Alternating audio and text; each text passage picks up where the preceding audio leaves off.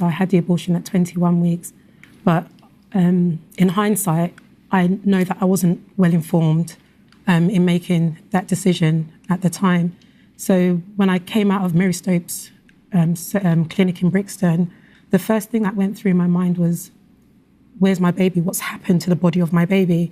And I kept asking myself that question. And, you know, the nurses that escorted me down to the recovery room, because I was in so much pain and I was sobbing, she said to me, "You silly girl, don't you know what you've done?" And that even put a shockwave through my system and made me so depressed.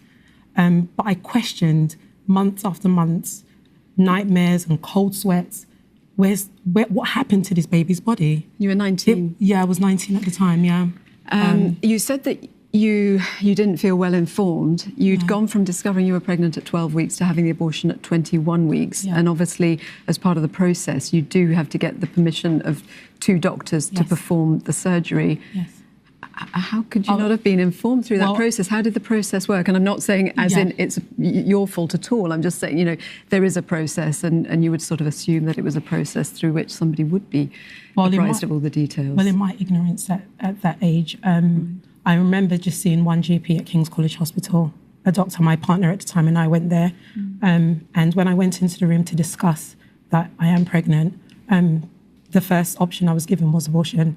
And we stepped out of the room, we spoke for 5 minutes, went back in, and I was so afraid, so confused. I had no clue what to do.